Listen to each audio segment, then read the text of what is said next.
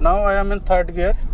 Here I will downshift to second using rev matching. What I have done, I press the clutch. You might feel this is not very convenient, but pressing the full clutch, you need to engage in first gear, and this is how you have to increase the engine RPM. Okay,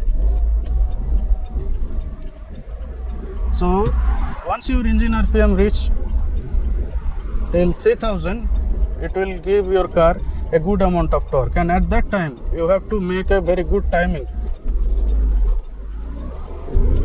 Increase the engine RPM. See, I am pressing the throttle in such a way that it can, by any reason, if this technique does not work in your car, you must check the... Hello friends, welcome to my channel. Hope you are fine and doing well. As you know, I drive a manual car, or you can call it a stick shift car, and it is not very common outside India to drive a stick shift car. Outside we normally see the automatic cars, but in India 80% cars are stick shift. So here we have seen an important role of clutch. Clutch is used to engage and disengage the engine and the transmission. So what happens when you press the clutch? It disengages the engine and the transmission, and at that time you can shift the gear. But it is not so easy for a beginner to control the clutch. So friends, this is the gear stick in my car. I have 5 forward gears in this car and 1 reverse gear. Sometimes you can see in some cars 6 forward gears are present, and the reverse gear might be present here.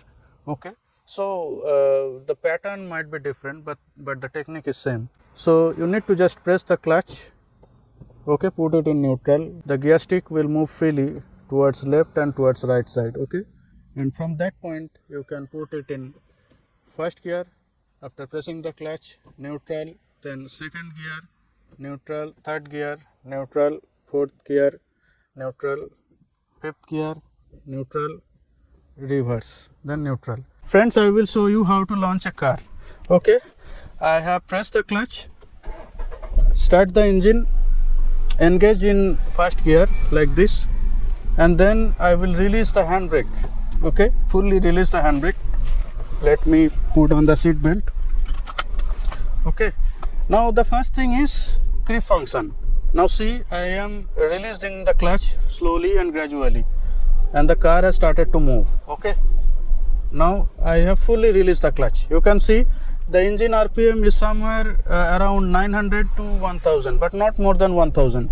So this car generates around 113 Newton meter of torque at the rate of 3500 RPM. Okay, so at around 1000 RPM, this car gets enough pull to just move the car from idle or stationary.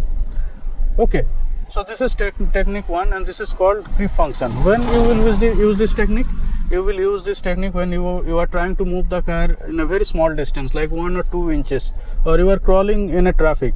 At that situation you can use this technique. By any reason, if this technique does not work in your car, you must check the tires if it is properly inflated or not. You must check the brake. If the brake is jammed or not functioning correctly, then creep function may not work. And if your car is overloaded and carrying weight, or at the same time air condition is turned on, this creep function may not work. You can see I am not pressing the throttle. The car is moving gradually at the speed of around 10 km/h. Okay, so this is technique number 1. But every time you may not use this technique because of the obvious reason. Sometimes you want to move fast in a traffic. So in that situation, what you will do, press the clutch, engage in first gear, release the handbrake. Now while releasing the clutch, you have to press the throttle in such a way you will feel a biting point, and at that time you have to press the throttle in such a way that your engine RPMs raises till around 2000 to 2500. So that will help you to quickly gain the speed up to 20 to 30 km/h. Okay, now again I will full stop. So this is normal launching of a car. This is how people normally launch a car. Now I will show you how to quick launch a car. Okay, so what happens if you want to move fast from a stationary position? What you will do, you will press the clutch, engage in first gear. Okay, so before releasing handbrake and releasing clutch, you need to increase the engine RPM. See, I am pressing the throttle in such a way that it can reach the engine RPM till 2000, and once the engine RPM reach 2000, I will just release the clutch all of a sudden, and you can see the car is gaining the speed around 30 km/h very quickly. So this is called quick launch. Now there is another launching technique which might have been used in used during hill driving. So what happens in sometimes if you see there is a slope and if your car is not equipped with the hill hold assist, then what you will do, you have to keep the foot brake pressed, handbrake engaged, full clutch, pressing the full clutch. You need to engage in first gear, and this is how you have to increase the engine RPM. Okay. So once your engine RPM reach till 3000, it will give your car a good amount of torque, and at that time you have to make a very good timing, and then this is how you have to release the clutch. Okay, so this will help you to perform a hill start if your car is stationary on the slope. Okay, and this will help you to quickly launch the car even if in your car the hill hold assist is not equipped. So now guys, I will show you how to perform upshift and how to perform downshift. See, every gear is designed to run in certain speed. Okay, run in a certain speed. For example, in first gear, if you drive in this type of plain highways or plain road, in first gear you may drive around 10 to 20 km/h speed. In second gear 30 to 35, and in third gear around 40, and in fourth gear around 50. And in fifth gear, if you drive more than 50 or 60 km speed per hour, then you can use fifth gear. So this is how the gear ratios are defined, and this will help you to maintain an optimum speed and in optimum engine RPM, so that you can get ample amount of power delivery and as well as a good amount of fuel economy. Okay, so what you have to do, you have to understand what kind of speed your car is achieving. See, now it is 30 km/h and my car is now in second gear. So what I will do, I will increase the speed slightly, like say for example 30, I will engage or upshift in third gear, pressing the clutch, upshift, and then releasing the clutch gradually. So at the very beginning you might feel this is not very convenient, but what happens, once you start practicing, it will become very easy for you. Okay, I downshifted to second gear, I pressed the brake. Okay, and I did a little tricky thing.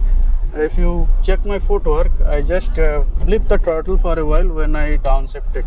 So why I did it, I will explain you here. See, another speed breaker, I will slow down very quickly, and then I shifted in first gear.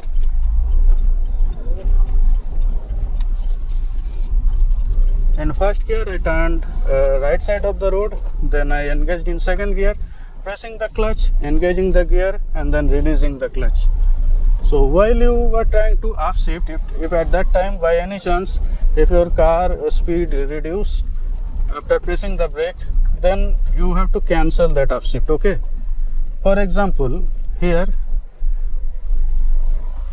I have engaged in first gear, now in second gear. Now for example, here I was trying to increase the speed of my car, but that car came from right side. So I was taking an attempt to upshift to third gear, but when I saw this car was coming from right side, I reduced my speed and stayed in second gear. Okay.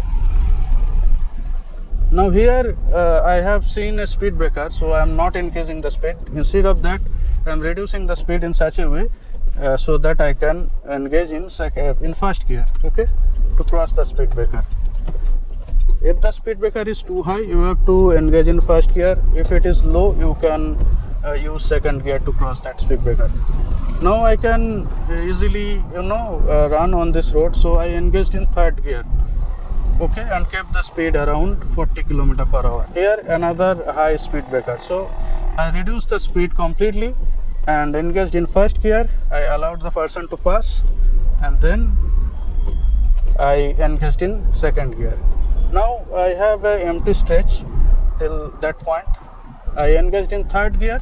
Okay, and the road is little broken here, so I kept in third gear.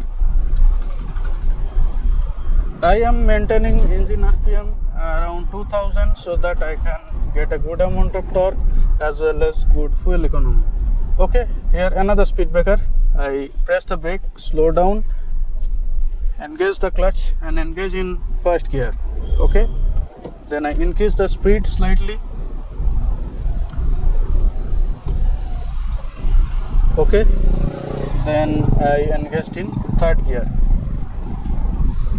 Here I can also engage in fourth gear. Speed is around 50. I engaged in fourth gear.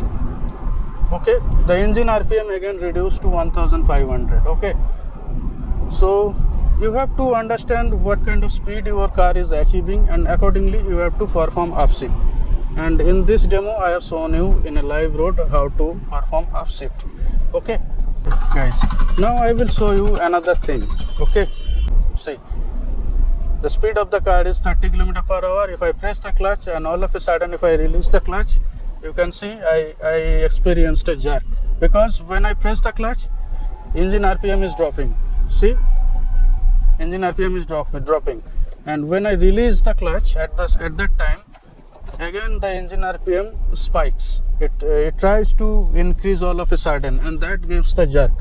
Okay, so what you have to do when you press the clutch before changing the gear, you have to blip the throttle in such a way that engine RPM does not fall all of a sudden, and at that time you have to perform the downshifting, and that is called, friends, rev matching. So let me show you. See, now I am in third gear. Here I will downshift to second using rev matching. What I have done, I press the clutch, blip the throttle and engaged in second gear. Now again in third gear. Okay, I will downshift to second, blip the throttle and release the clutch. So what happens when I'm blipping the throttle? When I'm pressing the clutch, engine RPM drops, and at the same time when I blip the throttle, the engine RPM goes up, and at that time I am performing downshift. So I am catching the rev when it was trying to fall when I was pressing the clutch. So this way you will get a very smooth experience when you are trying to perform downshift, and this is called rev matching. See, here also I just tried to rev up the engine little bit when I engaged in first gear. Now see, I will show you once again. Third gear, fourth gear. Now I will downshift to third. Okay, I press the clutch, flip the throttle and engage in third gear and release the clutch. Okay, so before releasing the clutch after engaging in lower gear, you have to make sure you are not too late. If you are too late, you won't be able to catch the rev. So rev matching is a very effective technique of downshifting. It will allow you to perform downshift at all kind of situation to any gear, just to make sure you have a good understanding about what kind of RPM is required in which gear and what amount of speed. For example, if you try to downshift to first gear, you have to rev high, then only you will be able to downshift to first gear. Otherwise your rev or engine RPM will not match with the car's speed or transmission speed, and it will give you a jerk.